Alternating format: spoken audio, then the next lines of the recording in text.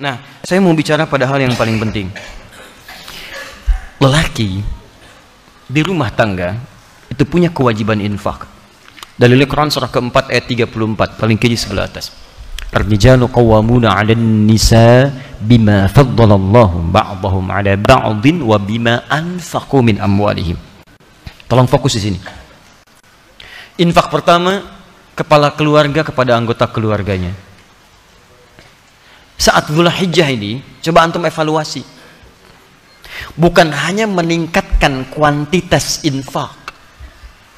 Saya tidak bicara uang belanja tambah misalnya, atau anak-anak tambah bekal, bukan. Coba Anda evaluasi, memasuki bulan Dzulhijjah ini, selama Anda berikan nafkah untuk keluarga, berapa di antara nafkah itu yang sudah mendekatkan keluarga kepada Allah Subhanahu wa Ta'ala?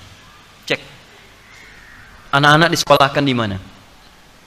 Antum capek-capek cari kerja, dibiayai, tiba-tiba setelah dewasa dia tidak bisa sholat. Jenazah tidak bisa menyolatkan antum. Antum meninggal tidak bisa mengafani antum. Apa investasi antum? Gak ada gunanya di situ. Hanya dunia saja. Kalau cuma mengangkat status dunia, antum ketinggalan.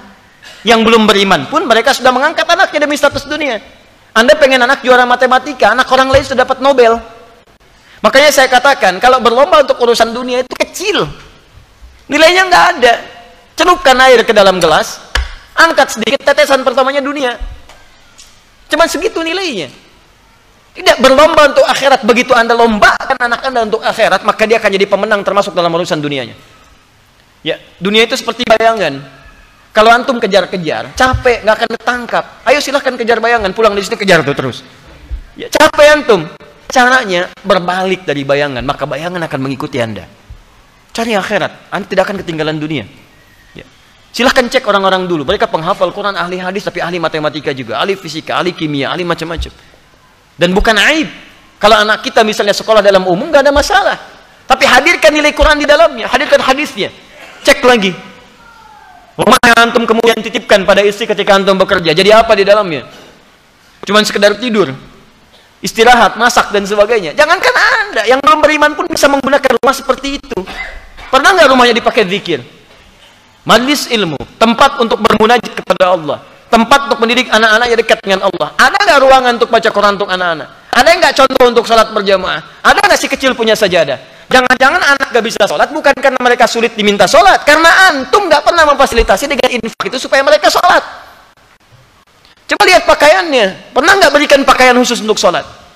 Coba lihat kelengkapannya, jangan-jangan di kamarnya cuma novel yang dikoleksi, bacaan Quran tidak pernah ada, mushaf tidak ada.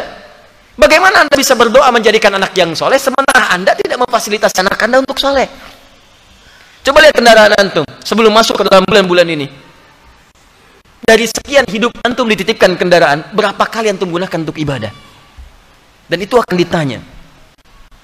Tus'aluna yawma idzin 'anil na'im. Antum akan ditanya setiap tetes nikmat yang antum dapati. Itu titipan. Berapa banyak digunakan untuk ibadah? Pulang buka pakaian, lihat koleksi. Buka kemudian lihat kendaraan dan sebagainya. Dibandingkan dengan urusan-urusan dunia, berapa digunakan untuk kepentingan ibadah di hadapan Allah Subhanahu wa Ta'ala. Makanya saya katakan modifikasi isinya dari sejak sekarang. Antum punya kendaraan, mobil misalnya, isikan murotal Quran di dalamnya. Berangkat kemana-mana itu jadi saksi di hadapan Allah. Jadi saksi itu. Antum dengarkan tausiah, dengarkan Quran di situ. Ya pakai motor misalnya, gunakan untuk yang baik-baik dan seterusnya. Itu luar biasa. Dan itu indah. Kalau nggak percaya coba. Bikin visi dari sekarang, perbaiki keluarga, nafkah yang digunakan, gunakan untuk kepentingan nilai-nilai kebaikan sebagai tuntunan syariat. Maka Allah akan titipkan keberkahan di dalamnya. Ada seorang ahli Quran, tinggal di pedesaan. Suaminya bekerja sebagai buruh bangunan. Istrinya itu ngambilin kayu. Masya Allah, kadang-kadang tidak malu. Dia ke sawah dan sebagainya. Tapi tahukah antum, istrinya hafizah penghafal Quran. Anak-anaknya penghafal Quran. Suami pulang ke rumah cuma 500.000 dibawa, tapi tidak pernah ada keluhan di lisannya. Yang dia katakan, Masya Allah, Alhamdulillah, Abi bawa uang banyak sekali. Setiap tamu datang dimuliakan oleh beliau, makanannya, segalanya, macam-macam, ada keberkahan di dalamnya. 500.000 tahan dalam sebulan, disebut banyak, dan ada keberkahan di dalamnya. Antum 5 juta, 15 juta masih merasa kurang, butuh berapa lagi? Coba cek lagi.